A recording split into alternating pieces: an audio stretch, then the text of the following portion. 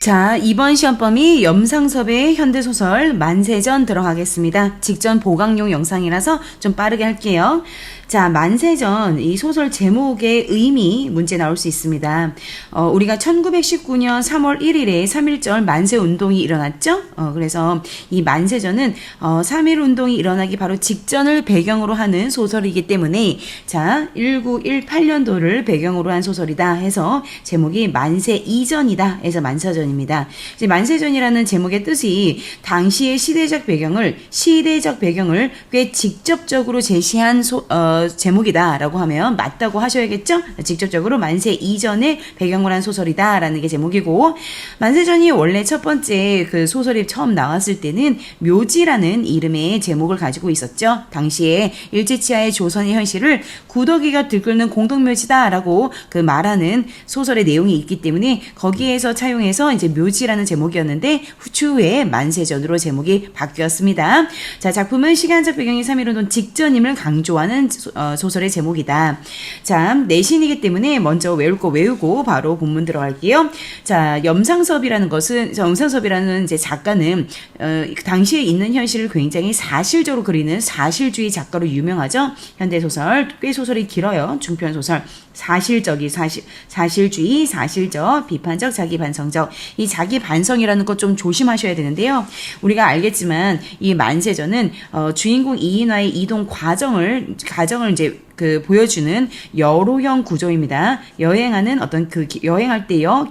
길 로자를 해서 여로형 소설, 여로형 구성 방식을 가지고 있는 그런 소설이죠. 여로형 소설에서 A에서 출발해서 B로 그냥 가고 끝나는 구조가 있고, A에서 어떤 B라는 공간을 갔다가 다시 A로 돌아오는 구조가 있습니다. 이 소설은 후자로서 다시 출발했던 곳으로 다시 되돌아온다고 해서 여로형 구조 중에서도 원점으로 되돌아온다 해서 원점 회귀형 구조다. 원점 회귀형 소설이다. 암기를 하세요. 그래서 주인공이 일본에서 유학을 하다가 우리나라 이제 조선에 있는 아내가 무척 위독하다는 이야기를 듣고 조선 당시에 조국으로 이제 이동을 하죠. 배를 타고 이동을 했다가 여러 가지 일을 보고 목격을 하고 다시 이제 돌아가는데요. 이 자기 반성에서 조심할 건 뭐냐면 이 이동하는 이 과정에서 주인공이 그전에는 차마 몰랐던 일제치하의 이 조국의 현실이 이렇게 비참하구나. 조선인들이 일제의 탄압에 생각보다 굉장히 심각하게 피해를 입고 있구나. 와, 나는 책상 도련님으로서 이걸 몰랐네. 나는 공부만 한답시고 이 같은 조선민으로서 이런 현실을 내가 몰랐잖아 하고 굉장히 충격을 받습니다. 그리고 스스로 너무 공부만 하고 책상에 앉아서 현실과 동떨어진 공부한 것에 대해서 무척 좀 괴로워하고 반성하는 부분까지는 있습니다. 그래서 자기 반성이라는 것까지는 괜찮지만 이 소설의 한계, 주인공의 한계와 아쉬운 점은 뭐냐면 그 반성, 마인드의 변화, 깨달음까지는 있지만 결국에는 주인공이 적극적으로 행동으로 옮기진 않는다. 자신이 일제치하의 조국의 지식인으로서 우리 조국을 구해내기 위해서 내 한번 바쳐서 희생해서라도 무언가를 바꾸기 위한 행동으로 강하게 옮긴다. 그런 행동으로 옮기는 부분은 없고 결국 소극적, 수동적으로 어떻게 하죠? 조국의 현실을 묘지다, 공동묘지다 라고 말하면서 도망치듯이 다시 일본으로 되돌아옵니다. 현실 도피, 회피를 하는. 그래서 이 부분에서 적극적인 극복 의지, 행동으로 옮긴다 이렇게 나오면 틀리다고 하셔야 되고요. 반성까지는 맞다고 하십시오.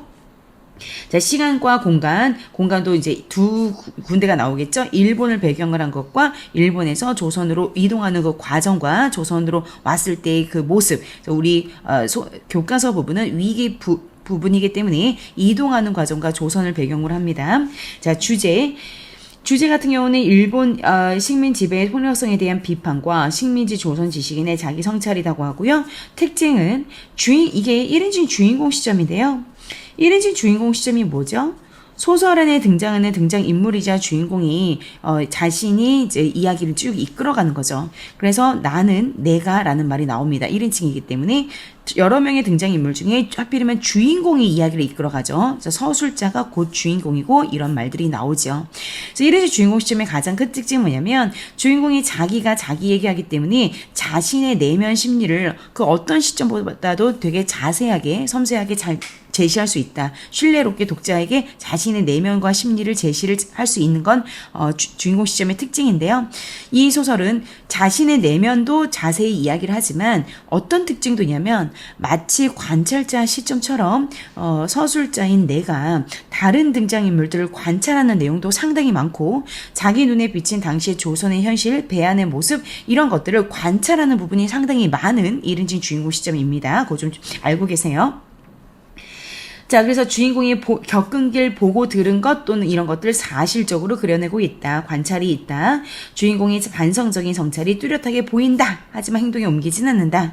지금은 거의 쓰이지 않는 어려운 한자어가 많이 보이기 때문에 우리가 이거 혼자 자습할 때 어렵게 느꼈던 건 왜 그러냐면 문장의 간결체가 아니라 문장이 굉장히 길게 이어지는 게 많습니다. 그래서 그런 걸 우리가 문장을 만연체라고 하고요.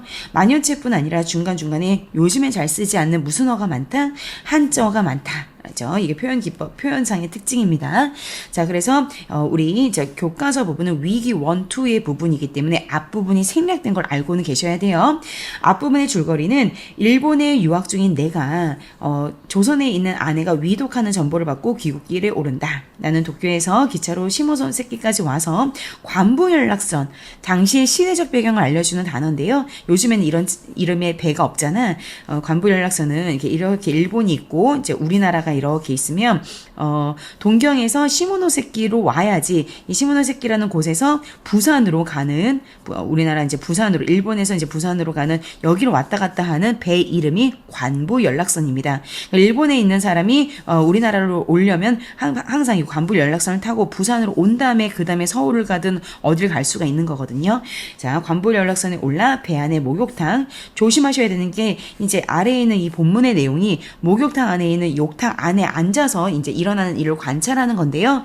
목욕탕하고 생각하니까 이게 어디지 헷갈릴 수 있는데 옛날에는 배가 좀 컸기 때문에 배 안에 목욕탕이 많이 있었습니다. 그래서 여기는 지금 배 안에 있는 이동하는 배 안에 있는 목욕탕이라는 거죠.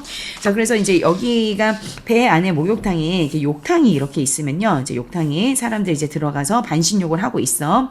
그래서 사람이 총 4명이 앉아있는 거야. 이걸 사람이라고 해보자. 4명이 앉아있는데, 이게 이흰화라는 이름을 가진 나야, 나. 자, 나는 유일하게 조선 사람이죠. 한국 사람이죠. 그리고 이 나머지 3명, 지금 4명이 들어와 있는 거야. 자, 여기 그러면은 이 나머지 3명은 모두 다 일본 사람입니다. 이 배 안에는 대부분 일본 손님이 많았기 때문에 승객들이, 서술자이자 주인공인 나는 본인 스스로가 조선 사람이라는 거 좀 숨기고, 일부러 숨기기보다는 일부러 티를 안 내려고 했겠죠. 당시에 일제치하에 일본 사람들이 조선 사람을 왠지 억압하고 무시하는 부분이 있었기 때문에 이윤아는 일본어를 되게 잘했겠죠? 지식인이었기 때문에 일본의 유학생이니까 일본어를 거의 유창하게 좀 그래도 잘했을 거 아니야? 그러니까 일본인인 척하고 이제 가만히 말 안 하고 가만히 있었을 거야. 그래서 이 나머지 3명의 일본인은 당연히 겉모습이 서로 동양인이니까 이 서술자인 내가 같은 일본인이라고 생각하고 자기네끼리 좀 자유롭게 얘기를 하는 거를 이제 서술자인 내가 주인공인 내가 바라보고 있는 거죠. 그래서 여기 이제 첫 번째 나머지 3명의 일본인 중에 첫 번째는 노동자 모지빈이 있어. 아주 나쁜 사람이야. 제일 나쁜 사람. 그래서 이 노동자 모지빈이 나머지 일본 이 2명은 서로 동행이야. 동행인데 일본 중에서도 좀 시골 사람이야. 좀 일본 사람인데 좀 약간 순수한 사람이야. 그래서 시골자와 시골자의 지인이나 친구겠죠. 동행인이 이렇게 있어. 그래서 일본의 노동자 모지빈이 이 2명에게 꼬시는 거야. 설득을 하는 거야. 어떤 걸 설득을 하냐면 야, 지금 조선에 가서 조선의 시골 가면 사람들이 되게 순수하고 순진한데 그들을 꼬셔서 우리 일본의 공장이나 회사에 취직시켜준다라고 꼬시자. 그래서 데리고 가면 사람들 수백 명 데려가면 한 명당 인센티브로 지금으로 치면 100만 원, 200만 원 수수료를 받을 수 있어. 사람을 일본의 회사에 조선 사람들을 데리고 가서 팔아 넘기는 그런 일이 돈이 되게 많이 돼라고 노동자 모집인 자, 글을 읽다 보면은 표독한 위인이라고도 표현이 됩니다. 자, 얘가 나머지 2명에게 막 설득하고 돈 벌 수 있다고 이제 꼬드기는 그런 광경을 주인공인 내가 바라보고 마음속으로 굉장히 깜짝 놀랍니다. 왜 깜짝 놀라냐면 얘가 조선 사람이긴 하지만 이 정도로 우리나라 사람들이 일본 사람들한테 이렇게 이용당하고 억압받는지를 몰랐던 거죠. 자, 다시 한번 이게 일본이고 이제 우리나라가 있으면 이인하는 무려 8년 동안 그러니까 일제치하에 우리가 탄압받는 거는 어느 정도 알고 있었어. 그러니까 일제치하에 조국이 빼앗겼다는 건 알고는 있지만 모르겠지만 이은하는 동경이라는 일본의 한복판에서 이은하는 우리나라 사람이지만 그 당시에 집에 돈이 많아서 부자였기 때문에 그래도 일본에 유학을 하는 지식인이었기 때문에 왜 아무리 한국 사람이라 하더라도 그 집에 돈이 많고 대학교를 공부하면 같은 대학교 동창들끼리는 뭐 조선 사람이라고 크게 무시를 하진 않았을 거 아니야. 그러니까 조선의 현실이 이렇게 비참한지 몰랐다가 이렇게 아내가 위독하다는 얘기를 듣고 이제 배를 타고 이제 가는 그 배 안에서 나머지 일본 사람들이 조선 사람을 어떻게 이용하고 생각하는지를 대화를 이렇게 엿들으면서 와, 이렇게 현실이 심각해? 와, 내가 공부만 하느라고 이렇게 현실을 몰랐구나. 굉장히 충격을 받는 그런 상황이고 어쨌든 같은 조선 사람으로서 동포들이 괴롭힘을 당한다는 걸 알고 나서 이 나머지 이제 이 세 명을 되게 째려보겠죠. 근데 이은하가 용기 있는 사람은 아니기 때문에 막 대놓고 여보시오 어떻게 조선 사람을 그렇게 함부로 대하시오라고 함부로 막 맞짱은 뜨지 못하지만 속으로 부글부글 끓면서 분노를 하면서 삭히면서 계속 얘기를 듣고 있는 그런 상황이 이어지는 거야. 이 부분은 한번 보자. 자, 이 부분은 이제 일본 사람들끼리 주고받은 말이죠. 실제로 일본은 말로 했겠지만 교과서에는 한국 이제 번역이 돼서 나온 거겠죠.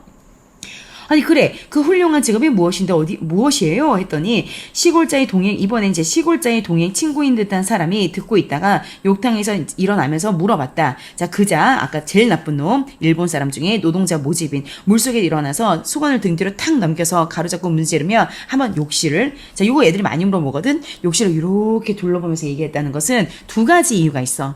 첫 번째는 자 노동자 모집인이 나머지 일본 2명한테 같이 협업하자고 꼬시는 상황이잖아. 그러니까 마치 이 정보가 남들한테 해주지 않고 너희에게만 해주는 굉장히 고급 정보야 라는 어떤 그런 그 어그로를 끌기 위해서 되게 고급 정보인 척하기 위해서 야 있잖아 너희한테만 얘기해주는데 약간 이런 느낌도 있고 두 번째는 그 어쨌든 이 행동 자체가 이렇게 돈 버는 게 그렇게 합법적인 건 아니잖아. 그러니까 좀 누가 들을까봐 좀 경계하는 것도 있겠지. 자, 3인 이외의 사람들이 자기의 대화에서 무심히 앉아있는 걸 살펴본 뒤에 이제 다른 사람들이 이 목욕탕 바깥에도 이제 이 반신욕 하는 곳 이외에도 목욕탕에 뭐 다른 사람들이 샤워하는 사람이 있었을 거 아니야. 다른 사람 이렇게 봤을 때 자기네 대화를 잘 듣고 있지 않는다는 걸 확인하고 나서 이제 다시 목소리를 낮추면서 입을 벌렸다. 자, 관복선 보시고. 자, 정말 쉬운 일이에요. 나도, 자, 얘가 노동자 모집인. 나도 이번에 가면 몇 번째 이거 외워라. 3번째 하는 거다. 첫 번째, 두 번째 내가 큰 돈을 벌어서 이번에 3번째 하는 거다. 라고 얘기를 하는 거죠. 내지 외워야 돼. 단어 시험 꼭 외우니까, 단어 시험에 진짜 꼭 나오거든. 여기 너희가 알아서 외워야 돼. 자, 일본의 각 회사에 연락해가지고, 자, 요보 중요한데, 요보는 일본 사람들이 우리 조선 사람들을 굉장히 무시하면서 하는 말이야. 그러니까, 우리도 이렇게 말하면 안 되지만, 뭐, 한때 막 흑인, 백인, 흑인 무시할 때, 우리끼리 깜둥이, 이렇게 얘기할 때 있잖아. 이제 그렇게 하면 당연히 안 되지만, 그런 식으로 되게 무시하는, 조선 사람을 무시하는 요보를 말하는 거야. 요보들을 붙들어 오는 건데, 조선의 쿨리는 하층 노동자야. 요보, 쿨리, 노동자, 다 그들이 우리 조선 노동자를 지칭하는 말이죠. 근데 그게 경상남북도, 함경도, 강원도, 평안도에서 이제 딱 꼬셔가지고 다 데리고 가서 일본 공장 같은 데 넘기는데, 그 중에서 경상남도가 꼬시기가 제일 쉽다. 즉 경상남도에서 있는 순진무구한 노동자를 설득해서 일본에 떠넘기는 게 되게 쉽다. 하하 악랄한 웃음을 짓는 거야. 자, 그럼 경상남도가 왜 쉬운지 선생님이 미리 얘기해 줄게. 자, 우리나라 이렇게 있으면 경상남도가 이게 남쪽이지. 그럼 어디랑 가까워? 일본이란 나라랑 가깝지. 당시에 일제치 하잖아. 1918 배경이니까. 자, 그러면 경상남도에 어느 나라 사람이 이미 많이 들어와 살까? 일본 사람들이 이미 가까우니까 많이 들어와 살잖아. 그러면 원래 경상남도에 살고 있는 우리 조선 사람들은 살기 쉬울까 어려울까? 엄청 살기 빡세겠죠. 일제치에 안 그래도 일본 사람들이 우리를 하인 부리들 부리는데 그런 포각한 일본 사람들이 다 들어와서 판을 치고 있으면 여기 사는 사람들은 자기 땅인데도 땅도 뺏기고 세금도 뺏기고 다 뺏기고 탄압받으면서 안 그래도 내 고향이지만 살기가 진짜 빡세고 힘들겠지. 그런데 이런 살기 힘든 사람에게 누군가 가서 야 그러지 말고 차라리 일본의 도쿄나 오사카 같은데 화려한 도시 가서 내가 회사에 취직시켜 줄 테니까 떵떵거리고 살아. 누가 이렇게 꼬시면 안 그래도 살기 힘드니까 그냥 네 알겠어요 하고 그 꼬드김에 넘어가서 일본으로 따라가기 되게 쉽겠지. 그래서 경상남도가 쉽다는 거야. 반면에 그 당시에 우리나라 평안도, 함경도라는 위쪽 북선 지방이야. 이 북선 지방은 아직은 설득하는 게 쉽지 않은 게 왜 그러냐면 일본이랑 거리가 머니까 아직은 이 북쪽 지방은 일본 사람들이 많이 들어와 있지가 않은 거야. 그러니까 자기 고향에서 그냥 살기 편한 거야. 일제 어떤 괴롭힘이 별로 없으니까. 하지만 이것도 일제치하가 지속되면서 여기 북쪽 지방도 일본 사람들이 많이 들어가서 이주해서 살게 되면 여기도 곧 살기 힘들어지겠지? 그래서 노동자 모집이는 지금은 경상남도가 쉽고 평안도 함경도는 아직은 어렵지만 나중에는 그 북선 지방도 사람들 꼬시기 쉬울 겁니다. 하하하 악랄한 웃음을 짓고 있는 거야. 자, 그자는 여기 와서 말 끊고 교활한 듯이 웃어버렸다. 교활한 듯 웃어버렸다. 누구 생각이야? 자, 주인공이자 서술자인 이인화 내가 나는 조선 사람이니까 서로 저런 얘기를 들은 게 열받아서 쳐다보고 있는 상황이죠. 자, 여기 나오죠. 나는 여기까지 듣고 깜짝 놀랐다. 난 여기까지 듣고 깜짝 놀랐다라는 말이 들어. 몰랐던 거야. 이 정도로 심각한지 조선의 현실이. 자, 선생님 연필을 깎고 할게. 자, 가련한 불쌍한 조선 노동자들이 속아서 지상의 지옥 같은 일본 각지의 공장에 굉장히 막 일을 한 10시간, 15시간 시키고 월급은 조금 주거든. 공장 몸이 팔려가는 거. 모두 이런 도둑놈이죠. 협잡, 불황배 다 되게 나쁜 말이야. 옳지 않은 방법, 남을 속이는 거고 불황배도 굉장히 아주 날라리 같은 무리들, 이거 외워. 되게 나쁜 사람들을 말하는 거야. 와, 이제 도적놈, 협잡, 불황배는 주인공인 내가 그 일본 사람들의 대화를 듣고 특히 노동자 모집인을 바라보면서 이렇게 부정적인 생각, 분노가 투영된 단어죠. 저 도적놈 같은 협작 불황배의 술중 어떤 꼬심에 빠져서 그렇게 된 거구나 라는 생각을 이제 내가 알게 된 거야. 이들의 대화를 듣고 나는 자 1인칭 시점이죠. 다시 한번 그자의 얼굴이라는 말 대신에 상판떼기는 상대방의 어떤 얼굴을 굉장히 낮추어서 욕하면서 비하하면서 말하는 거지. 속으로 같은 열받아서 표현은 못했지만 상판떼기를 쳐다보지 않을 수 없었다라고 표현을 하는 거죠. 자, 이제 작은 떠표니까 나의 독백이야. 아, 그래서 아까 이제 앞부분 생략된 부분인데 이자의 형이 이제 이자라는 거는 뭐냐? 이 사람인데 지금 노동자 모집원이 어수룩한 일본 사람 중에 시골자와 시골자의 동행, 되게 좀 약간 촌스러운 시골자에게 계속 얘네들 설득하면서 같이 이 일을 하자고 설득을 좀 강하게 하는 이유가 뭐냐면 교과서에서 안 나온 지금 설득한 부분의 앞부분의 내용이 뭐가 있었냐면 이 시골자가 그 형아가 실제 친형이 당시에 군조 헌병이었다는 얘기를 했던 거야. 이 대화 중에. 그러니까 헌병이면 굉장히 끝발 있고 당시에 권위가 있고 뭐 지금으로 치면 어떤 경찰 되게 높은 고위공무원 경찰의 인맥이 있는 거잖아. 그러니까 이 노동자 모집원이 자기 하는 일이 약간 불법적인 게 있으니까 이 사람이랑 한 편 먹으면 자기의 일을 좀 더 수월하게 할 수 있겠다. 인맥을 동원할 수 있겠다라는 생각이 들어서 더 꼬시고 있는 상황이었어. 이 일을 같이 하자고. 그래서 그 앞부분의 대화를 내가 들었기 때문에 이제 이렇게 생각을 하는 거죠. 아, 그래서 아까 이 시골 사람의 형이 헌병 군조, 힘 있는 헌병이라는 것을 듣고 이용할 작정으로 얘가 얘 꼬시는 거였구나 하고 속으로 생각하는 거지. 나는 이런 생각을 속으로 하면서 가만히 귀 기울이고 있었다. 자, 벌떡 일어나서 너희들 그렇게 하면 안 돼! 라는 말은 차마 하지 못해. 이 사람은 그렇게까지 용기 있는 사람은 아니야. 하지만 속으로 열받으면서 계속 듣고 있는 상황이야. 자, 그 남자는 이런데 약간 낮추는 말이야. 아, 저 자식은 약간 요 정도. 그 사람은 어안이 벙벙해서 듣고 있는 나머지 두 사람, 시골자와 시골자의 동행의 얼굴을 등분해서 얘 봤다가 쟤 봤다가 보고 빙긋이 웃고 나서 또다시 말을 계속 이어나가는 거야. 자, 뭐라고 말하냐면 이제 이 말을 듣고 나서 주인공이 나는 더 속으로 열받았겠죠. 왜 남쪽 지방, 이제 경상남도 같은 저 조선의 남쪽 지방에 응모자가 많고 평안도 함경도 같은 북쪽으로 가면 응모자가 적으냐면 그 이유를 노동자 모집원이 설명을 해주는 거지. 이 남쪽은 내진 누구야? 일본 사람 외워야 돼. 일본 사람이 이미 많이 이주해서 들어가 있기 때문에 모든 세력을 꽉 잡고 있어서 북쪽으로 안 그래도 살기 힘들요. 조선 사람들이.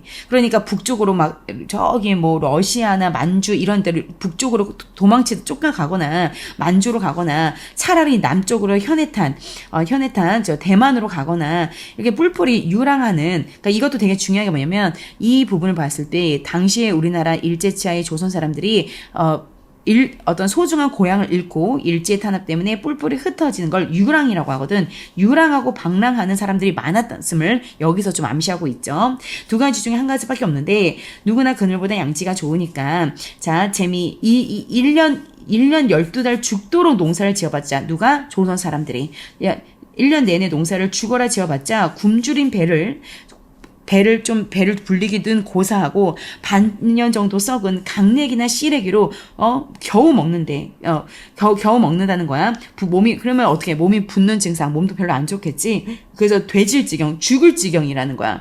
그러면 차라리 그 사람들한테 어떻게 꼬시기가 편하다고? 차라리 이렇게 살지 말고 화려한 대판, 오사카야 오사카 대판이나 동경으로 가서 흥청망청 차라리 살아보는 게 어때? 라고 꼬시면 그게 더 좋겠다, 알겠다 하면서 조선의 순수한 노동자들이 나도 저도 갈래요 라고 오히려 걔네들이 부탁을 하다시피 해서 딱 달라붙는다는 거야.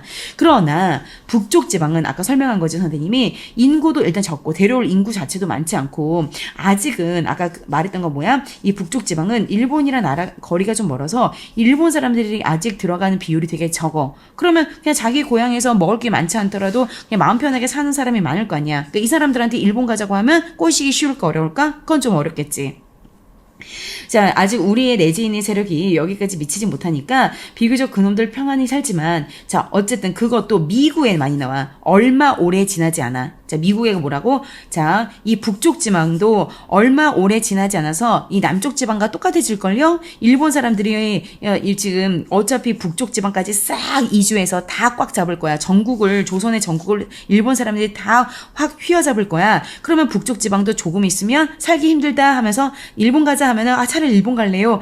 그렇게 꼬시기가 쉬울 거라고 얘기하는 거야. 자, 미국에는 얼마 지나지 않으면 동양 쪽박을 차고 나서게 되리라는 것은 걔네들도 북쪽 지방에 사는 조선민들도 동양 쪽박을 타고 그지가 돼서 우리를 따라 나서게 될 거야. 하하하 악랄한 웃음을 짓는 거죠. 자, 이렇게 막 말하면서 자기가 자기 말하면서 자기의 논리에 막 취해서 감복해서 감동해서 막 연설을 하는 거죠. 자기 강설, 자신의 주장에 열복하듯 막 감동한 것처럼 계속해서 옳지 또 주변에 있는 일본 사람 2명은 그렇게 하면 진짜 돈이 되겠네. 옳지 하면 들어주는 것이 뭐 기뻤는지 막 기세 등등 얘기를 했다 이런 거야. 유쾌하기도 하고 자신의 견문, 지식이죠. 자신의 지식에 자기가 막 만족하는 것처럼 막 깔깔깔대면서 하면서 얘기를 계속 하고 있는 상황이야. 자, 지금 계속 어떻다? 자, 일본에서 부산으로 가는 그 배의 관부 연락선에 안에 목욕탕에 들어가서 주인공인 내가 목욕탕 안에서 몸을 이제 목욕을 하고 있는데 그 안에 3명의 일본 사람이 주고받는 대화를 듣고 이렇게 우리 조선의 현실이 비참했는가? 조선 사람들이 얘네들이 이 정도로 이용했나를 듣고 속으로 너무 열받으면서 깜짝 놀라고 있는 상황이야. 다시 한번 말하지만 이 페이지의 단어 시험에 꼭 나온다고 생각하고 봐야 돼. 자, 여기도 한번 너희가 읽어보자. 자, 이 소설의 전체 줄거리를 알아야 되는 게 교과서 이외의 부분이 나오는데, 자, 그래서 첫 번째는 동경 유학 중인 내가 아내가 위독하는 전보를 듣고 귀국을 준비하는데, 이것도 보면 바로 가지 않고 아내가 곧 죽을 정도로 아파? 빨리 가야지가 아니라 되게 능그적거리다가 가. 커피숍 갔다가 백화점 갔다가 쇼핑하고 한참 그냥 능그적거리다 가는 거 봤을 때 조선에 있는 아내와 굉장히 애정과 사랑이 있는 것은 아니고 그냥 어쩔 수 없이 의무감에 약간 가기 싫은데 가는 구나 이런 걸 알 수 있어. 자, 나는 그래서 술집에서 여자들도 만나고 능그적 대다가 이제 드디어 이제 가긴 가야 되니까 일본에서 부산으로 가는 배를 딱 탄 거야. 그 부분부터 지금 앞부분 나온 거죠. 관보 연락선에서 일본인들이 조선 사람들을 이용해 먹는 대화를 듣고 조선인의 비참한 현실을 알고 되게 분노를 하게 되죠. 자, 위기 1이랑 위기 2가 이 교과서 부분이라는 부분이죠. 여기. 그리고 그 다음에 나도 어쨌든 조선 사람이잖아. 아무리 지식인이고 유학생이라도 해도. 그러니까 이제 이동하는 그 배 안에서 일본의 형사나 일본 관련한 어떤 경찰들이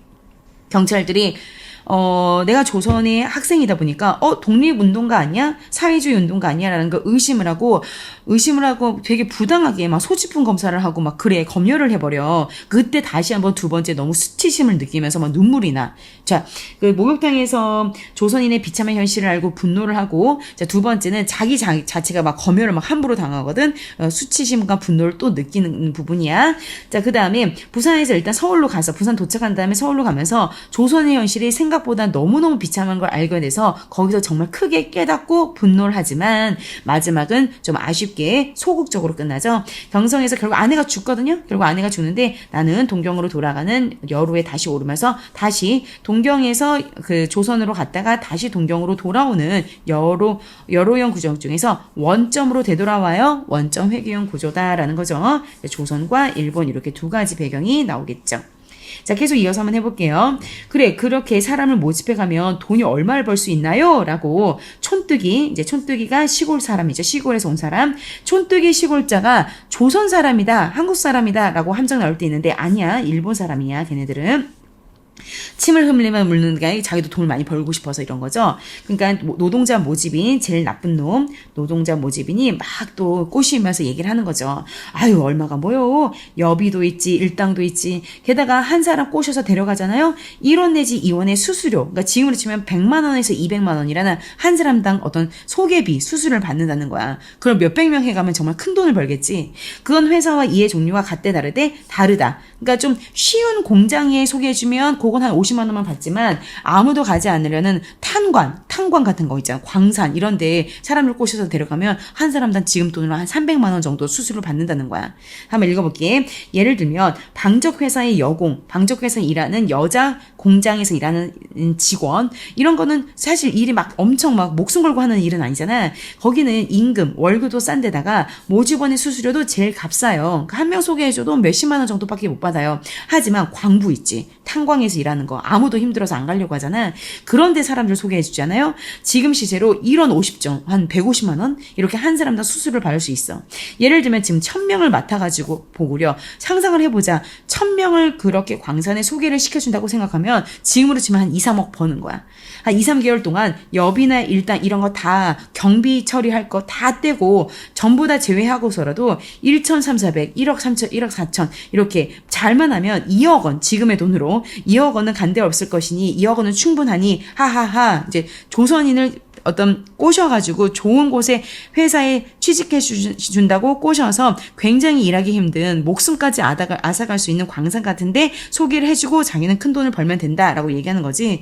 이 사람이 벌써 이런 행위를 3번째 하러 온 거라고 했지. 지난번에는 제주도에서 사람을 모집해 갔지만 그때는 무려 내가 제주도의 노동자 500명을 일본 회사에 데리고 갔거든요. 실살고는 진짜 순이익이야. 뗄 거 다 떼고 실살고 실제 이익으로 남긴 게 벌써 8,900 근 1,000원이었다. 거의 1,000원 가까워 지금으로 치면 1억에 가까운 돈을 벌었고 두 번째도 올 가을에 무려 내가 800명이나 홋카이도 와 탄광은 진짜 빡센데 탄광에 800명이나 소개하고 그땐 돈 진짜 많이 벌었겠네 이 사람이 근 2,000원 한 2억 원 정도 벌었다. 이번 내가 3번째 하러 가는 길이다라고 꼬시는 거죠.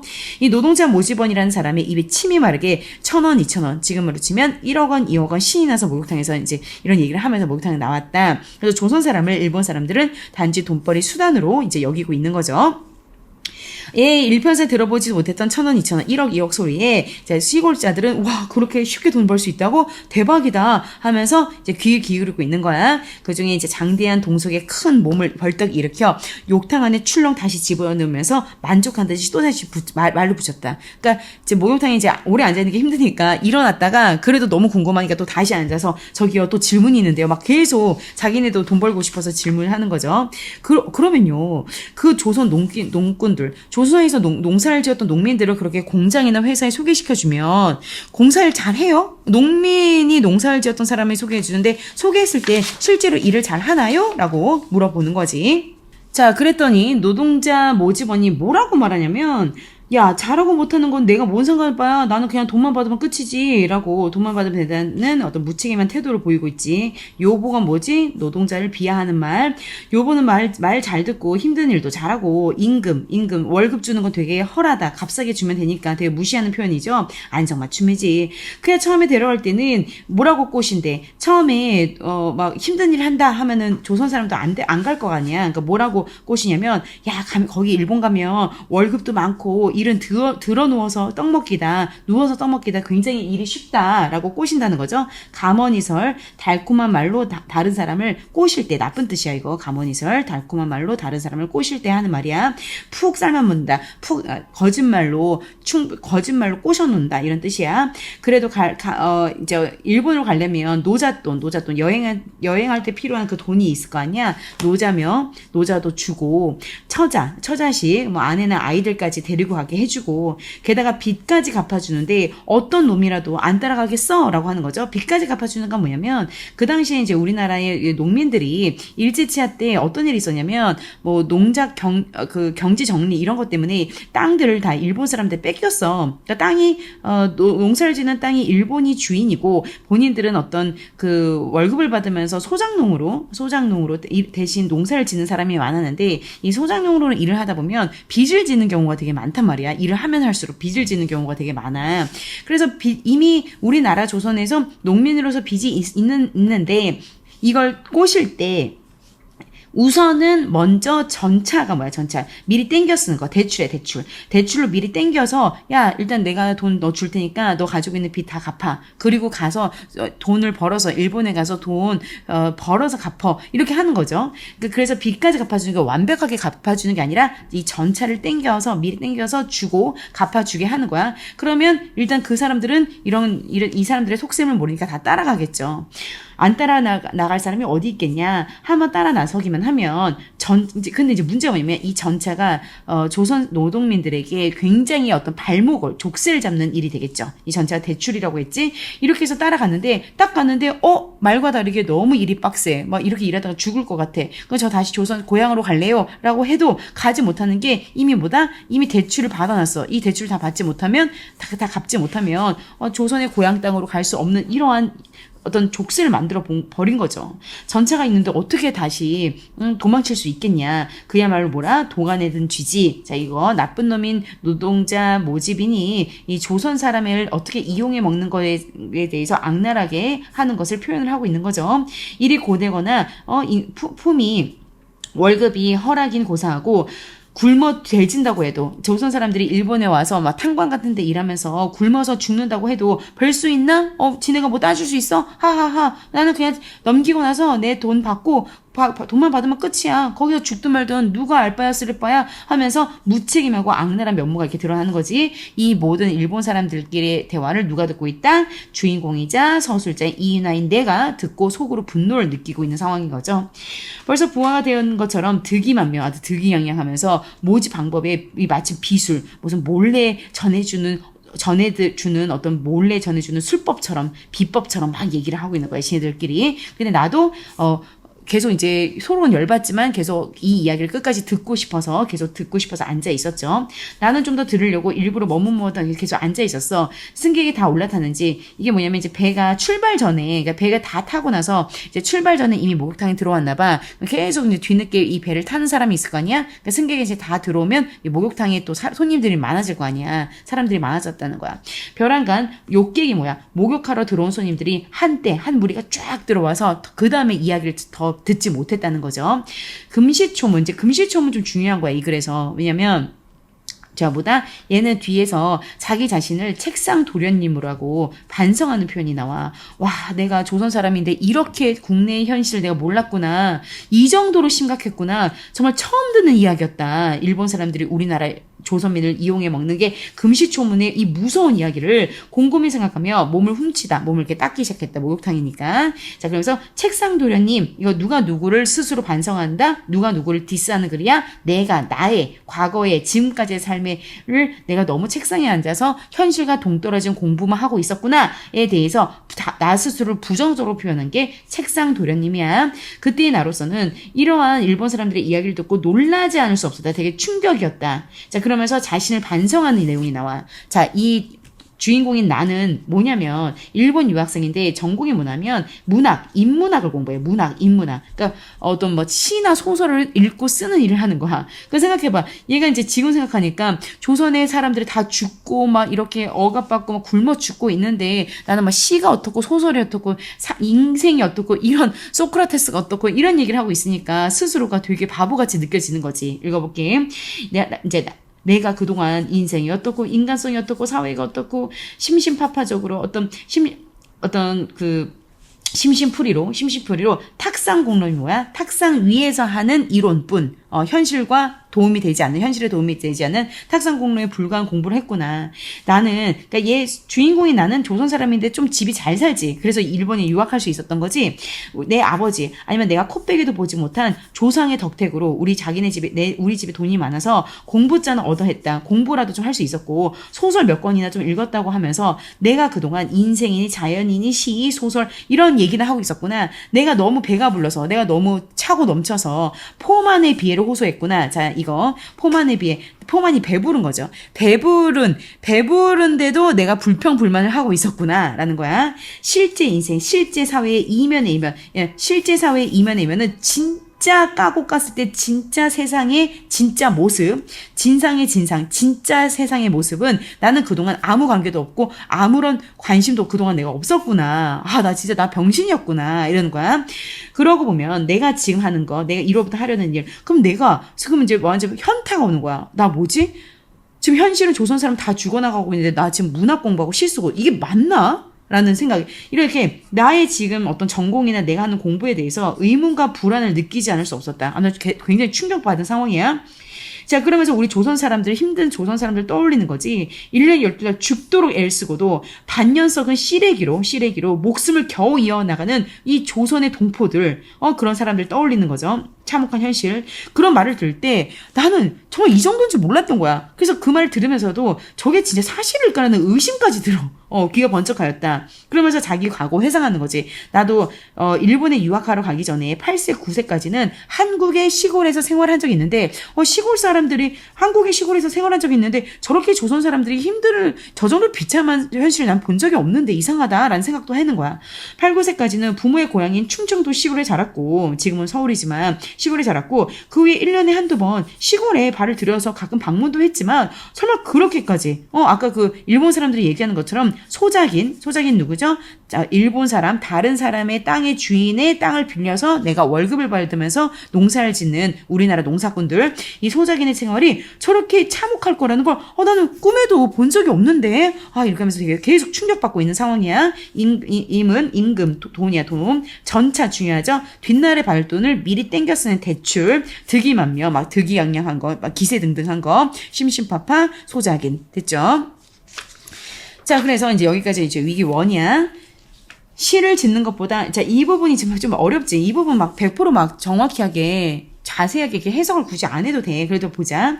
이 부분은 이인화인 내가 과거에 썼던 시야, 시. 농사 짓는 것에 대해서, 땅에 대해서, 흙에 대해서 내가 시를 썼는데, 내가 과거에 쓴 산문 시가 지금 보면 자기 스스로 너무 쪽팔린 거야. 한번 읽어볼게. 시를 짓는 것보다 밭을 가려고 한다. 밭을 가는 것은 벌써 그 시간이야. 그러니까 농사를 짓는 게 하나의 문학행위라고 느끼는 거야. 그러면 이거는 진짜 목숨 걸고 농사 짓는 누군가의 눈에는 말이 안 되는 거잖아. 삶은 흙에서 나와 흙으로 돌아간다. 흙의 향기로운 방송, 향기로운 냄새에 취할 수 있는 자의 행복이요. 그 헛소리 했다는 거지. 자기가 과거에 쓴 시가. 보국이라는 것은 향기가 그윽한 땅의 생기야말로 인간의 끊임없는 생명이다라는 어떤 흙에서 농사 짓고 하는 것이 어떤 그 취미로 농사 짓는 게 취미에 관련된 생명을 담보잡히지 않는 이런 향기로운 풀 냄새를 맡기 위해서 농사를 짓는다? 그러니까 흙과 농사를 칭찬하고 예찬하는 내용의 시를 썼던 거야, 주인공이. 지금의 죽어나가는 조선의 농민의 실생과는 전혀 상관이 없는 미친 낭만적인 시를 썼던 거를 떠올리면서 지금 얼마나 이 사람이 스스로 부끄럽겠어. 이런 의미로 올봄에 내가 산문시를 쓰던 어떤 공상, 천려, 별로 좋은 뜻 아니야? 어떤 헛소리, 공상, 어떤 허무한 상상, 천려. 자, 천려라는 것도 얕은 생각. 이런 생각이 감정의 직접 제시, 부끄러웠다. 자, 인물의 성격이나 인물의 심리를 제시할 때 대놓고 딱 말하는 게 직접 제시고 말과 행동을 통해서 이렇게 돌려서 보여주는 게 간접제시인데, 내가 이런 시를 그동안 썼거든 부끄러웠다라고 빵 말했지. 그러면 심리의 직접 제시야. 자, 물론 내가 이 시의 내용 자체를 부정하는 건 아니다. 내가 썼던 이 시의 내용 자체가 잘못됐다는 건 아니야. 이때 내 태도가 잘못됐다는 얘기지. 읽어볼게. 흙의 냄새가 향기롭지 않다는 것도 아니고, 그 향기에 취할 수 있는 자가 행복하다라는 이 말 자체가 잘못됐다는 게 아니다. 다만, 아침 식사를 하고 나서 낮에 자는 낮잠은 위에 어떤 내장에 도움이 된다. 위에 약이 된다라는. 자, 이게 뭐지? 아침을 먹고 나서 낮잠을 자는 사람. 이거 위에 약이 된다고 해서 아침 먹고 낮잠을 자는 사람은 이 목숨 걸고 농사 짓는 사람이야? 아니지. 취미로 농사 짓는 사람이나 이런 거 할 수 있는 거잖아. 이런 고등 유민 계급에 유행병에 걸릴까 보아서, 자, 건강을 염려해서 취미로 농사 짓는 것, 대패밥 모자, 막 번거지 모자 멋있는 거 쓰고, 연경 선글라스까지 쫙 끼고 농사 짓는 이런 아침, 저녁으로 호미저를 잡는 것. 자, 여기까지 이 세 줄은 취미로 건강하기 위해서 그냥 운동 삼아 농사 짓는 거. 자, 이게 행복스럽지 않고 시적이 아니라는 게 아니다. 그래, 이런 거 누군가한테 행복할 수 있고 누군가에겐 시의 소재가 될 수 있어. 그렇지만 내가 지금 이 목욕탕에서 듣고 있는 저 일본 놈들의 입속에서 들은 조선의 현실은 1년 12달 우마, 짐승이죠. 어떤 소와 말, 짐승 이상의 개, 돼지처럼 짐승처럼 죽을 노동을 다 하고도, 그러고도 시래기 중에 얼굴 막 땡땡 붓는, 그러다가 죽어나가는 그런 어떤 조선의 진짜 현실에 힘든 농민들의 이 현실과는 다른 시를 내가 썼었구나. 그들이 조선의 농민들이 더운 삼복에 더운 햇빛에 손등까지 대면서 호미자를 놀릴 때, 놀린다는 게 애라 놀리는 게 아니라 호미자를 열심히 움직일 때, 그들은 조선의 농민들은 과연 행복을 느낄까? 아니지. 행복을 느끼는, 진짜 이 농사 짓다가 죽겠다 싶겠지. 근데 나는 이런 걸 또 모르고 이런 허튼 시나 쓰고 낭만적인 시나 쓰고 있었으니 얼마나 쪽팔리겠니. 자, 조선의 농민들은 흙의 노예다. 조선 농민들을 되게 안타깝게 생각하는 게 처음 드는 거야. 처음. 이 배 안에서 대화를 듣고 나서 충격받아서 처음으로 이걸 주인공이 깨달은 거야. 자기 자신의 생명의 노예다. 그들에게 있는 건 땀과 피뿐이다. 굶주림 뿐이다. 이것을 내가 이제 처음 알았다.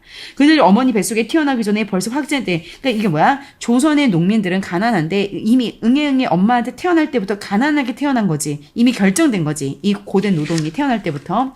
그들의 모공이 막히고 혈청, 피가 마르기까지 그 흙에 땀과 피를 쏟는 거. 이게 이미 조선의 가난한 농민들은 태어날 때부터 이 가난함이 결정이 되는구나. 이래서 10방울의 땀과 100방울의 피는 하나래. 그들의 미친 10방울의 땀, 미친 노력들은 겨우 한 알의 나락, 벼, 쌀을 기른다. 그러면 이 수백 개의 피땀으로 얻은 이 한 알의 벼는 누구 입에 들어가? 농사를 개빡세게 지은 농민들한테 들어가는 게 아니지. 그것도 다 일본의 힘 있는 권력자한테 들어가지. 정말 살기 힘들 거 아니야. 그 한 알의 쌀은 누구 입에 들어갈까?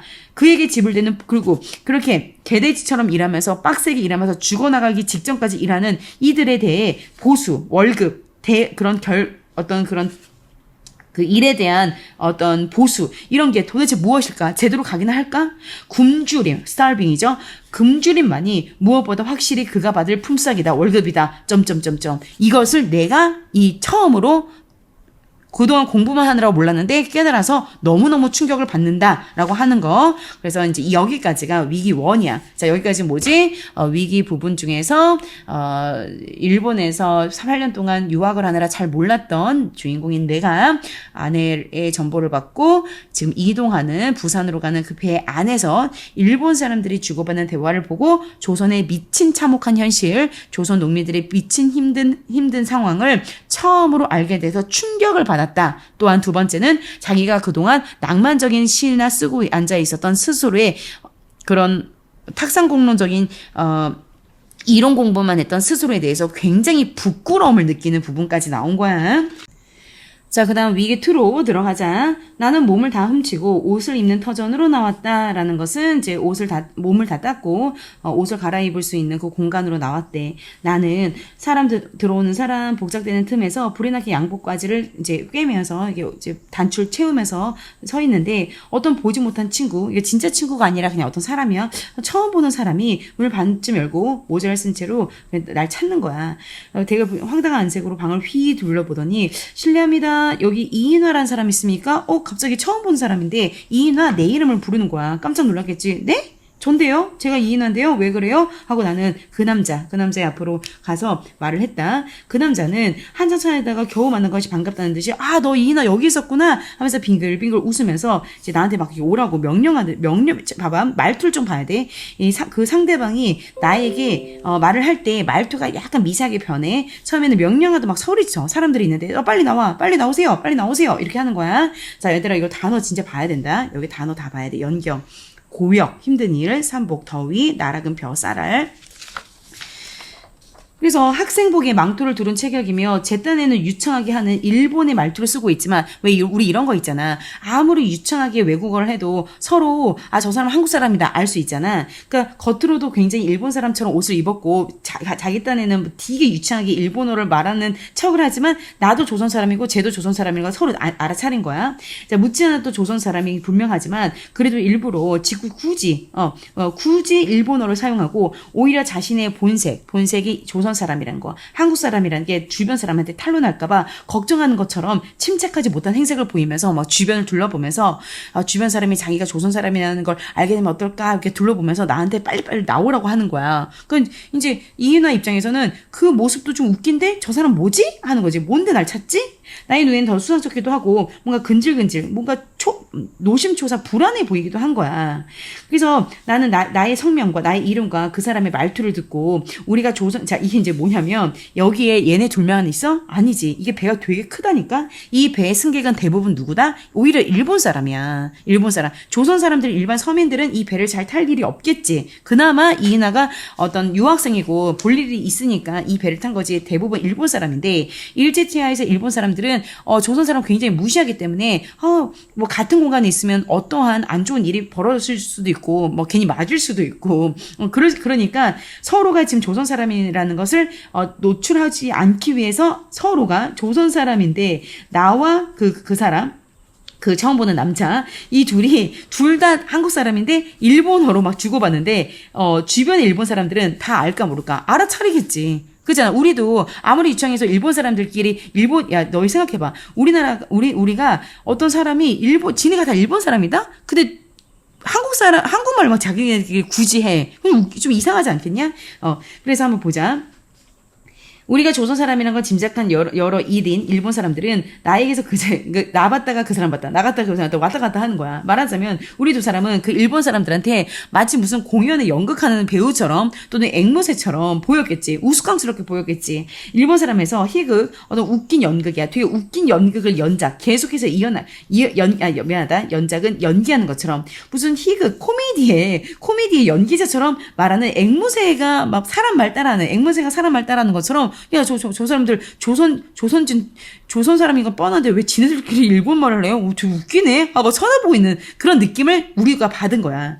그러니까 이제 이거 일본어로 말한 거다. 일부 자기네끼리 무슨 이야기인지 할 말 있으면 여기서 해라 하고 말한 거죠. 함부로 뭐 낯선 사람 따라가기가 좀 그러니까. 자, 한번 보자. 목욕탕에서 일본인들의 대화를 듣는 그 앞부분 얘기하는 거야. 앞부분. 원래는 주인공 나는 일본에서 공부하면서 우리 민족에 대한 관심이 적었어. 농사를 하는 것도 하나의 시다라고 하면서 문학적인 표현을 했었어. 그런데 배에 타서 일본 사람들 얘기를 듣고 나서 충격받았지. 내가 그동안 책상 도련님에 지나지 않구나. 내가 그동안 공부한 거 헛공부한 거구나. 반성을 하고 중노동에 시달리면서 가난에 굶어 죽어가는 우리 조선민의 어떤 동포들의 생각을 하면서 현실의 문제의식을 깨닫게 된 거야. 청년 지식인의 이 같은 자기 반성은 염상섭이라는 이 작가의 초기 문학의 핵심이고 이런 비슷한 소설을 많이 썼었대. 그래서 이게 문학 역사의 진전을 이끄는 핵심이래. 물론 맨 마지막에 소극적으로 도망을 치듯 일본에 가는 건 아쉽지만 그래도 이런 반성을 하는 내용이 있는 것 자체가 당시에 한국 문학사에 큰 역할을 했대. 그런 내용이 나온 거야. 여기 아닌데. 자, 그러면 211이니까 212. 자, 계속 한번 해볼게요. 212. 자, 주변에 이제 막 일본 사람들이 계속 막 쳐다보고 있고, 좀 있으면 뭐 무슨 일이 날 것 같아서 이제 빨리 나오라고 하는 거죠. 하여간, 빨리 좀 나오시오. 말씨가 벌써 그러한 종류의 위인인 걸 의심할 여지가 없이 생각한 나는 이제 이거 뭐냐면 저 사람 분명히 조선 사람인데 일본 사람인 척하네.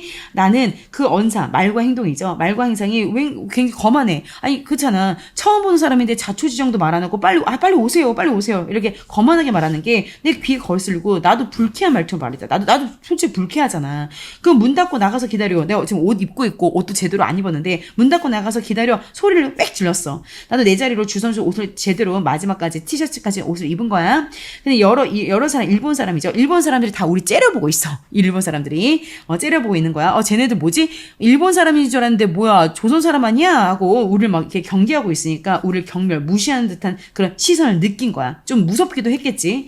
여전히 내 얼굴에 거미줄 누르듯이 어리는 거. 그러니까 거미줄이 이게 막 복잡하게 얽혀져 있잖아. 이런 것처럼 수십 개, 수백 개의 일본 사람들의 시선이 내가 느껴진 거니까 나도 좀 뭔가 좀 약간 두려움도 느꼈겠죠. 더군다나 아까 어디였어? 아까 앞부분에 목욕탕 안에 내가 앉아 있었잖아. 내가 3명의 일본 사람들이 자기네끼리 돈 버는 약간 불법적인 얘기를 했잖아. 그 3명은 당연히 앉아 있는 내가 똑같은 일본 사람인 줄 알고 안심하고 얘기했을 텐데 지금 나와 다른 남자와의 대화를 통해서 뭐야 저 사람 일본 사람 아니네? 조선 사람이네? 하고 지네도 좀 놀래면서 째려보고 있을 거 아니니? 그지?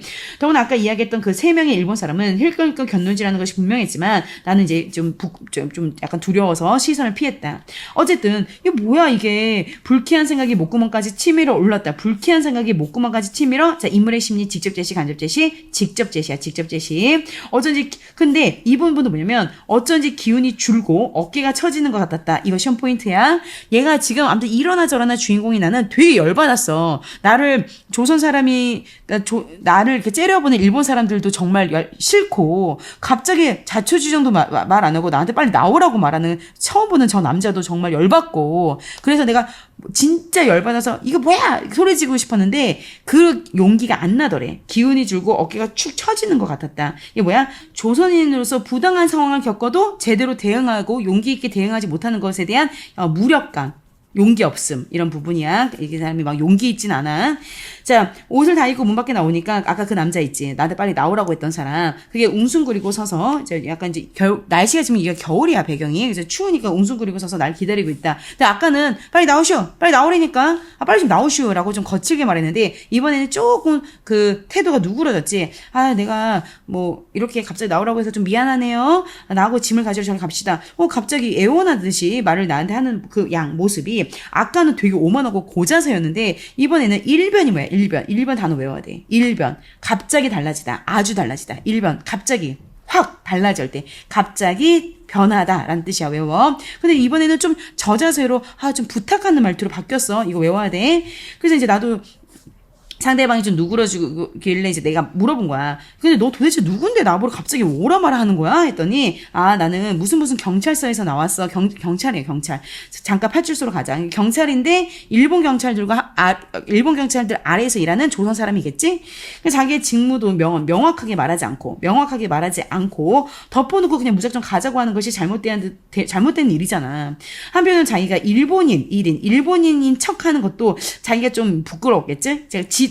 이제 이거는 뭐냐면 내가 그 사람의 속마음을 추측하는 거야. 갑자기 저 사람이 왜 말투가 부드러워졌을까? 첫 번째는 자기의 직무 경찰이란 말도 안 하고 무작정 가자고 말한 게 잘못됐다는 걸 알고 있나? 두 번째 자기도 조선 사람이면서 일본인 사람인 척하면서 말한 게 좀 부끄러웠나? 그래서 아니면 내가 갑자기 그 사람한테 노형 당신이야. 당신도 조선 사람 아니야? 라고 말하면 어떡하지? 그게 걱정돼서 갑자기 부드럽게 말하나? 이건 내가 그 사람의 어떤 취지나 생각을 내가 추측하고 혼자 생각하는 부분이야. 자, 부끄러워서 그럴 수도 있고 또는 내가 당신 말이야. 당신도 조선 사람 아니요? 라고 내가 다른 일본 사람들이 있는 곳에서 내가 말할까봐 그러면 자기의 정체가 탄로나면 무슨 일이 일어날까봐 걱정이 돼서 갑자기 앞으로 굽는다는 약간 굽실굽실하게 말과 태도가 좀 누그러졌나? 이제 아무튼 내가 생각을 하는 거야. 그러니까 나도 갑자기 또 내가 좀 그렇게 나쁜 사람은 아니야. 그랬더니 오히려 같은 조선 사람으로 불쌍하고 또 저 사람도 뭐 일 때문에 날 부른 건데 좀 불쌍하네? 갑자기 약간 좀 나도 화가 화가 나는데 불쌍하고 가엾은 생각이 나서 층계 거기 계단이 있었거든. 계단이 쭉 벌써 같이 따라 내려가다가 그 사람을 이렇게 쳐다봤대. 이제 아무 의미 없이 웃는 그의 얼굴에 어쨌든 그 사람은 날 데리고 이제 나가야 되는 그런 의무가 있는 거야. 이제 어색해하는 눈빛. 그러니까 자기도 좀 함부로 나보러 나오라고 했는데 자기도 좀 미안했겠지. 어색해하는 빛이 분명히 보였다. 나는 잠자코 자기 자리로 가서 이제 이번에 나도 좀 같이 부드러운 말로 찬분히 말한 거야. 나 지금 이 배 타고 진짜 한국 가야 된다. 나 이 배에서 너를 따라서 내리지 못한다. 이 배 놓치면 나 큰일 난다. 조사할 거 있으면 지금 조사해라라고 이제 차분하게 얘기를 하는 거지. 저기요, 나는 나갈 시간도 없고요. 짐은 이것밖에 없으니까 혹시 나 검열을 해야 되면 내 짐 가져가서 네가 다 검사하고 소지품 검사하고 갖다 줘. 나는 배에서 못 내려라고 말하는 거야. 혼자 가지고 가서 조사할 게 있으면 조사하고 다시 갖다 줘 하고 내가 가지고 있는 가방 2개를 다 줄게요 하고 준 거야. 그러니까 상대방이 뭐라고 하냐면 안 돼요. 이제 너가 짐만 주면 안 되고 네 짐 조사도 확인해야 되는데 입회를 해줘야 돼. 입회 하에 어떤 사람의 입회 하에 조사해야 된다는 것은 그 사람 당사자가 이 짐 주인인 당사자 사람 자체가 같이 동행을 해야 된다는 뜻이야. 그래야지 이걸 열 수 있다. 그 당시에도 이런 법이 있었나 봐. 그러지 마시고 잠깐만 나가주세요. 제가 짐 대신 들어줄게요 하고 잠깐이면 된다. 가서 검사하고 다시 이 배에 놓치지 않게 아직 배가 출발 안 했네. 배가 출발하기 직전이고 출발하기 한 10분 남은 것 같아. 출발 전에 내가 다시 태워줄게. 약속할게 하면서 자꾸 나가자고 하는 거지. 자, 언사는 말 웅숭구리다. 추우니까 몸 웅크린 거. 일변 시험에 나와. 일변 갑자기 달라지는 거. 명언하다. 분명하게 말하는 거. 입회는 어떤 일이 벌어졌을 때 검사할 때 현장에 그 사람이 함께 가는 거. 자, 그러니까 선실 내에 그러니까 배 안에 있는 수백 개의 눈은 모두 나에게 모여들었다. 더 당황스러운 상황에 놓여졌네. 일본 사람들이 다 나 쳐다보고 있는 거야. 그러니까 이 실랑이를 오래 하면 우리한테 위험할 수도 있으니까 나중에 결국 따라갑니다. 여기저기서 수근거리는 소리들이 들렸다. 뭐야, 쟤네 조선 사람인가 봐. 일본인 줄 알았더만. 이런 자기네들에게 수근거리는 소리가 들린 거야. 나는 얼굴이 화끈화끈해 더 서 있을 수 없었다. 이 감정 뭐죠? 창피하고 불쾌함이죠. 얼굴이 화끈화끈해졌다. 수치심을 느끼는 거야. 아니, 내가 도둑질을 한 혐의라고 있단 말이요? 그러니까 따지는 거지. 아니, 내가 아무 잘못 안 했고 얘 입장에서 주인공 입장에서 되게 억울하겠죠. 그냥 내가 배를 탔을 뿐인데 이게 조선인이란 이유만으로 검열과 검시를 받는 그런 상황이잖아. 아니, 가지고 가서 내 짐 가지고 가서 마음대로 하라고 하는데 또 왜 어쩌란 말이냐. 그러면 니네들이 경찰들이 와서 날 조사해라. 내가 이 배에서 내렸다가 배 못하면 어떡하냐. 걔는 좀 있으면 또 떠날 텐데 나가자는 사람도 진짜 염치가 있냐 없냐라고 말을 한 거죠. 나는 열받아서 분이 치밀어 올라. 자, 이런 거는 심리의 직접 제시야. 이렇게 볼멘 소리, 어떤 투정하는 소리, 불평불만하는 소리를 질렀다. 그러니까 이제 상대방 누구죠? 경찰인데 일본의 경찰들 아래서 일하는 어떤 알고 보면 조선 사람인 거야. 그러니까 이 사람을 어쨌든 데리고 가서 일본의 경찰 상사들이 야, 얘 지금 조선 사람인데 데리고 와서 검시해봐야 돼 라고 심부름을 한 상태니까 얘를 꼭 데리고 나가야 되는 상황이야. 상대방도. 그러지 마시고 오늘 이 배로 꼭 떠나시게 할 테니 다시 배를 타올 수 있게 도와줄 테니까 제발 잠깐만 나가달라. 안 그러면 이제 본인도 상사한테 혼나겠죠. 여기서는 계속 이렇게 실랑이 벌이면 너도 나도 서로 창피해져. 여기서는 너 더 그러다 창피해당한다 라고 말하는 거야. 창피하다고? 여기서 얼마나 더 창피하면 창피해? 여기서 어떻게 더 창피해? 이미 나 쪽팔릴 때 쪽팔렸거든? 라고 말하면서 그런 사사로운 감정 볼 거 없이 마음대로 하슈! 라고 하면서 홧기를 소리를 질렀지만 이제 상대방이 처음에는 막 되게 오만하게 말하다가 지금은 막 제발 잠깐만 나가주시면 안 돼요? 라고 얘기를 하니까 그 애걸복걸하는 모습이 밉살스러운데 또 안타까워. 쟤도 좀 일하느라고 하는 건데 쟤도 공무원인데 이런 생각이 들겠죠. 그리고 또 어느 데까지 이 승강이가 뭐야? 서로 실랑이만 하다가는 저 사람 말처럼 서로에게 이룰 것도 없고 이러다가 시간 진짜로 가서 진짜로 더 시간이 지체돼서 결국엔 내리게 되고 배까지 놓치면 큰일이잖아. 그래서 열받지만 나가기로 결심하면서 저고리 이제 옷저고리 겉에 이제 코트 같은 거 집고 나서 자, 이 부분 시험 많이 나오거든. 중요한 건 아닌데 문제를 많이 물어봐. 이 행동을 통해서 서술자이자 주인공인 이인화의 성격을 암시하는데 성격의 간접 제시야. 성격의 간접 제시. 말이나 행동을 통해서 이 사람 어떤 성격이구나를 어떤 돌려서 알 수 있는 건데 얘가 뭐라고 하냐면 어떻게 될지 사람 일이 앞으로 모르니까 그러니까 이 상대방은 지금 다시 배가 출발하기 전에 검사를 바깥에서 끝내고 다시 태워준다고 했지만 또 사람 일 어떻게 될지 모르잖아. 그래서 짐을 다 챙기는 거야. 그리고 아까 사서 들어온 벤또, 도시락까지 다 챙기는 거야. 다시 못 올 수도 있으니까. 어떻게 될지 사람이 몰라서 아까 가지고 온 벤또 그릇까지 싹 다 챙겨가지고 우선 짐 다 챙겨서 내린 거지. 아하, 이 사람 좀 섬세하고 치밀하고 좀 계획적인 성격의 소유자구나. 좀 덜렁거리는 성격은 아니라는 거. 성격의 간접 제시. 그러니까 만약에 여기 부분이 나는 매우 치밀한 성격의 소유자라서 라는 말이 대놓고 나왔으면 직접 제시인데 그런 말은 없고 이런 행동을 통해서 서술자 나야 그 치밀하다는 걸 돌려서 말해주는 거야. 자, 형사가 큰 성공 이제 따라 나서니까 잘됐다. 이제 다행이다 하면서 득이만면하며 아이 진짜 그러시지. 이럴 줄 알았으면 진작 따라 나오지 그러셨어요. 하면서 뭔가 달래는 것 같기도 하고 놀리는 것 같기도 하고 아무튼 그렇게 보였대. 나는 무심중에 어제도 열받은 거지. 지금 얼마나 불편해 지금. 나는 아무 잘못한 것도 아닌데. 그래서 주먹이 부르르 떨린다. 자, 이번 뭐야? 무심중에 주먹이 부르르 떨린다. 이것은 인물의 심리 제시. 이것도 간접 제시야. 자, 만약에 여기가 화가 났다, 열받았다, 분노가 치밀었다. 이건 심리의 직접 제시인데, 주먹이 계속 떨렸다, 우우 떨렸어. 이런 어떤 그 행동이나 표정이나 이런 걸 통해서, 열받았다는 것을 간접 제시하는 거지. 가판으로 나와서 승강까지 부르다가 조사. 그러니까 이제 얘는 맨 처음에는 이렇게 배가 이렇게 있으면, 좀 있으면 배가 뿡뿡하고 출발하니까, 이렇게 되면은 이제 여기 아래, 어떤 플랫폼 같은 데 있지. 여기에서만 좀 검사를 받으려고 했어. 딱 내려서 여기에서 멀리 안 가려고 했거든, 주인공은. 근데 좀 꽤 멀리 걸어가자고 하니까 더 열받는 상황이 지금 벌어지고 있어. 불러다 조사를 해보았으나 그것도 들어주지 않아서 좀 가까이서 하려고 했는데 화가 나는 것을 줄이 참듯 참고 이제 이 부분은 심리의 직접 제시죠. 화가 나는데 겨우겨우 참았다. 인물의 심리의 직접 제시야. 자, 우리 줄이라는 건 옛날에 이제 사극 같은 거 보면 사람들 고문을 할 때 다리 사이 끼워가지고 막 이렇게 고문 주는 거 있지? 줄이 참듯. 그러니까 이게 줄이를 진짜 틀었다는 게 아니라 줄이를 참듯 참았다라는 것을 그냥 비유적으로 표현한 거야. 화가 나는데 참았어. 잔교가 뭐야? 잔교는 부두에서 선박에 닿을 수 있도록 한 다리 모양. 그러니까 이제 배가 이렇게 있으면 이렇게 다리처럼 되어 있는 이 연결고리, 다리 모양의 이제 이 구조를 잔교라고 해. 잔교, 그러니까 이게 뭐냐면 지금 배가 이렇게 있어. 그래서 여기 어디에서 이제 검사를 빨리 받고 다시 딸 타려고 했는데 결국엔 다리처럼 생긴 잔교까지 다 내려와서 한창 멀리까지 와서 검사를 받게 되는 그런 상황이 된 거야.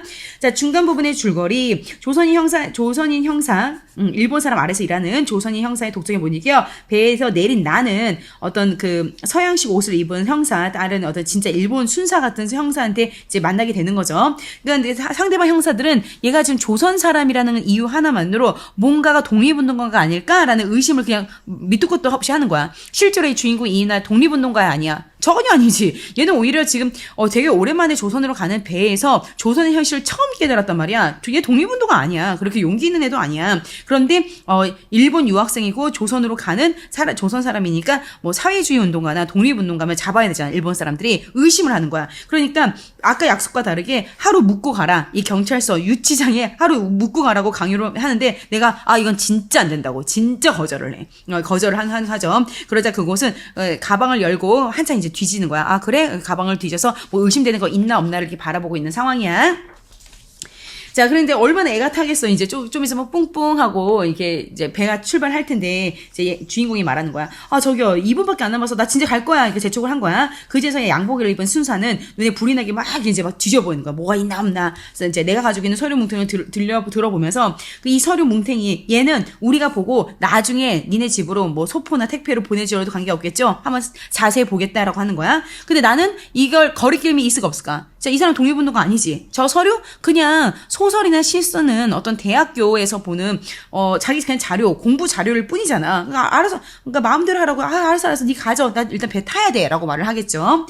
나는 언하의 말 끝에 바로 흔쾌히 허락을 했다. 사실 그 종이 내 가방 안에 있는 그 A4 용지 그 서류 안에는 별거 없었어. 최근에 온 편지 몇 장이랑 내가 이제 문학 전공자잖아. 소설 초고 몇 개와 원고 이외에는 별거 없어. 뭐 애를 써서 기록한 서류라고 해도 원래 나에게는 사회주의가 그 당시 약간 독립운동과 유사했거든. 사회주의 운동가인 레나 이런 것들도 없었고 독립운동가의 뭐 이런 정말 독립운동의 이런 글자도 없었어. 그러니까 의심을 살 만한 어떤 것도 조금 더 나에게는 가지고 있지 않았다는 얘기야. 그리고 게다가 내가 전공한 학과가 무슨 사회주의 학과야? 사회학과야? 아니지. 그냥 문학이야, 문학. 정말 독립운동과 전혀 상관이 없는 순수 문학학과라고. 인문학 전공이야. 그러니까 아마 내 자료를 쟤네가 뺏어가도 결국엔 내가 의심살 만한 일이 아니라는 것을 저들은 결국 알게 될 거니까 다 가져가라고 한다는 거야. 그리고 만약에 내가 독립운동가도 아니어서 저 자료에 어떤 건덕지도 없지만 아주 만약에 내가 볼셰비키, 공산주의, 사회주의, 독립운동과 연관된 사회주의 관한 책을 뭐 읽었다고 치자. 그게 뭐 문제가 될까라고 하면서 한 번 더 생각을 하는 거야. 내가 만약에 그런 책이 있고 사회주의를 연구한다거나 뭐 학문을 연구한다고 치자. 그거는 학문의 자유 아니야? 그런 걸 가지고 있지도 않지만 내가 만약에 사회주의 학자가 쓴 책이나 뭐 이런 것들을 내 가방 안에 둔다고 해도 그 책 자체를 가진 건 그냥 공부고 학문의 자유 아니지? 아닌가? 이건 이제 나의 혼자의 머릿속의 생각이야. 비록 그리고 내가 만약에 독립운동 가지고 있지도 않지만 독립사상을 가진 내 머릿속을 가지고 있다고 치자. 그래도 그들이 무슨 내 브레인, 내 속을 뭐 X광선 같은 걸로 투시할 거야, 뭐야. 그런 것도 아니잖아. 그러니까 자기는 이제 걸리낌이 없다는 걸 혼자말로 생각하는 거야.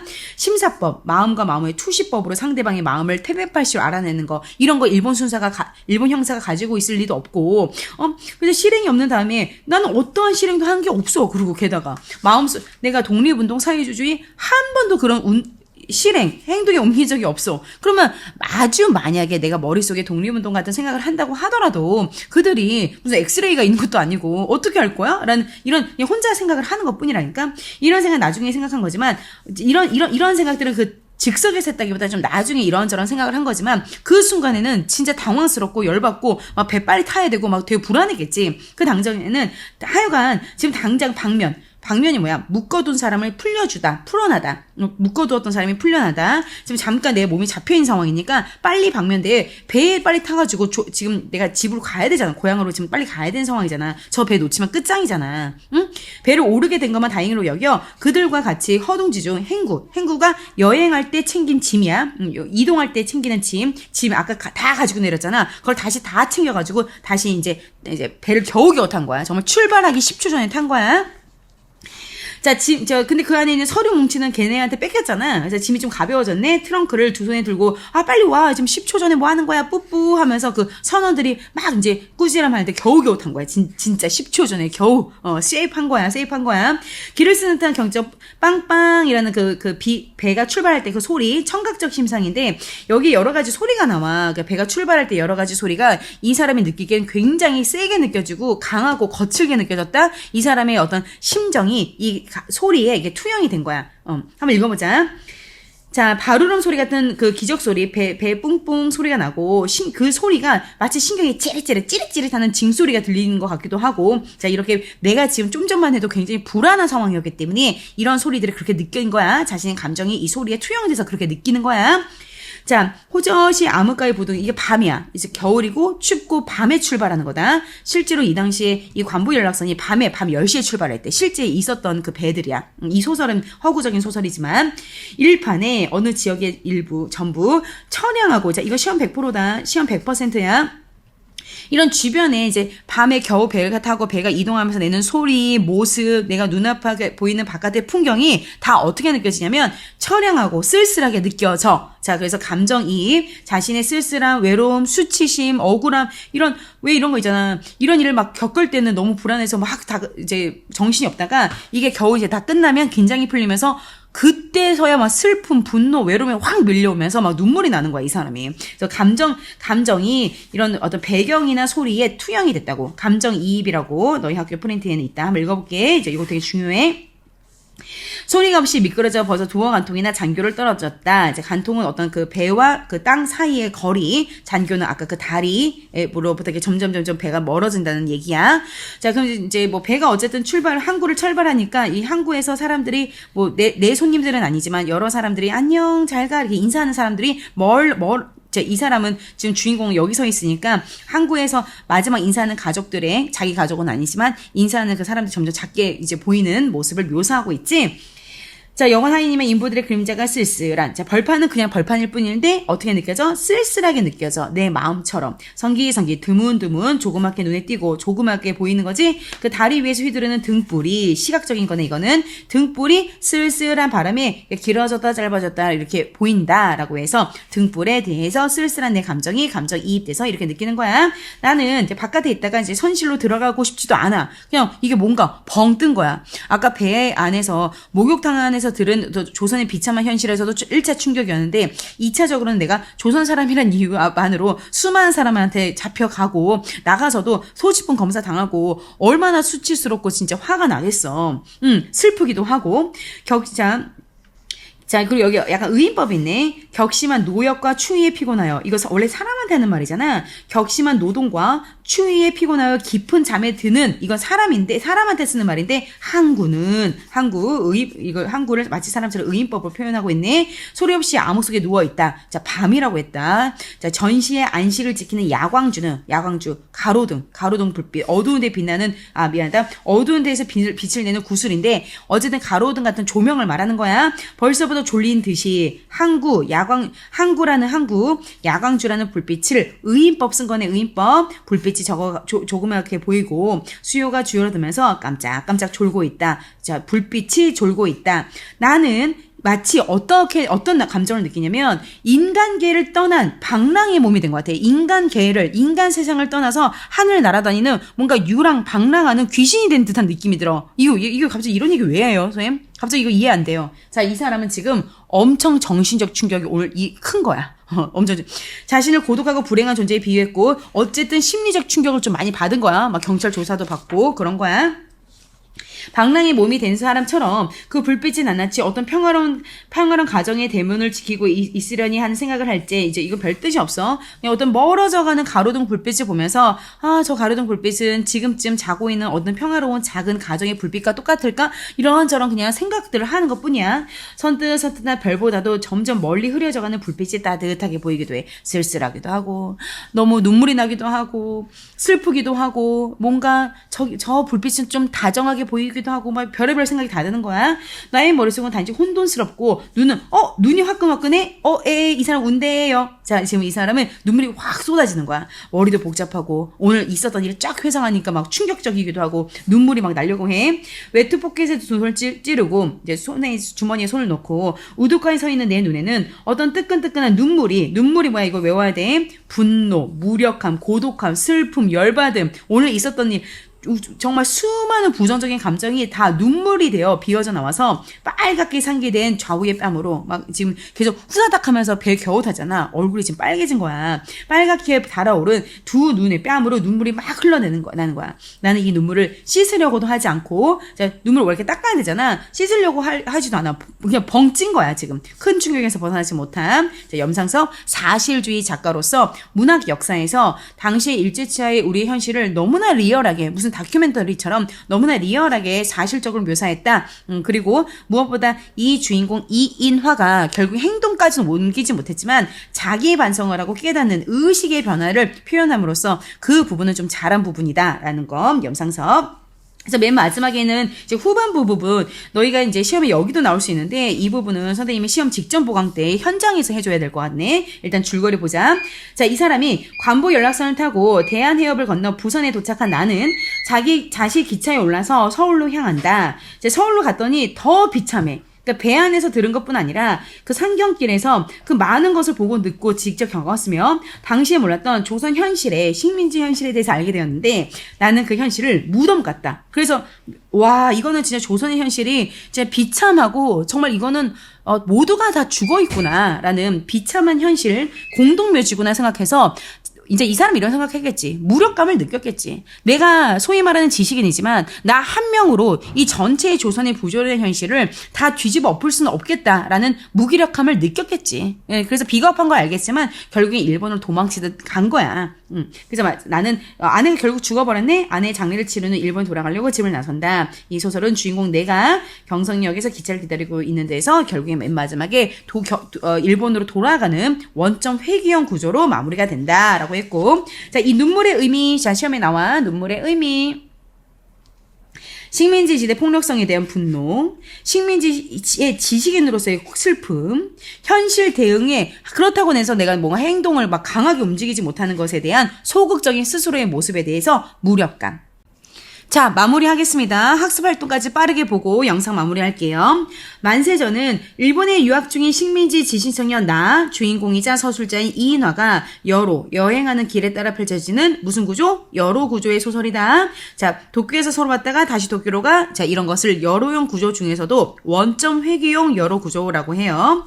식민지 지배의 세력은 무도하고 되게 폭력적이고 많은 조선인들은 순종적이고 무기력한 걸 깨닫는 거죠. 이처럼 전에는 몰랐던 것을 알게 된 주인공 나의 마음은 어떤 환멸감으로 가득 차게 되는데 당대 조선 현실을 무덤 같다라고 표현하는 것은 이것에 대한 조선 현실에 대한 어떤 분노, 환멸감을 표현한 것이다. 그러나 다른 한편 나는 이 환멸의 여행에서 정신적으로 성장을 한다. 그러니까 정신적으로 성장한다까지는 괜찮아. 근데 뭐라고? 이 문제를 해결하기 위해서 적극적으로 행동에 옮긴다. 이건 틀린 말이야. 자, 만세전.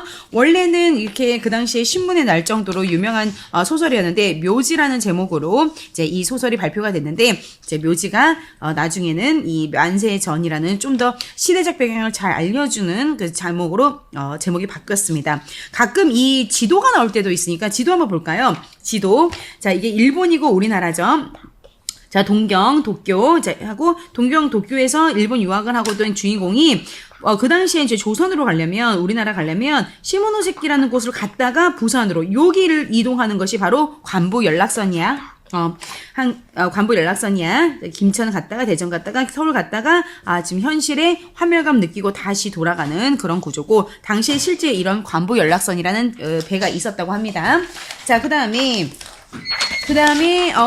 지금 이거, 이병주의 관부 연락선과 이 내용과 본문의 만세전과 이제 비교하는 문제, 유사한 점과 차이점, 이렇게 비교하는 문제가 나올 수 있는데, 일단, 여기서도 이제, 일본 사람에게 우리나라 조선 청년이 감시 검열을 당하는 건 유사한데, 그 감시 검열을 하는 상대방 형사, 조선 사람인데, 일본 형사와 같이 일하는 조선 형사가 검열을 하는 그 태도가 좀 다릅니다. 태도가 좀 달라요.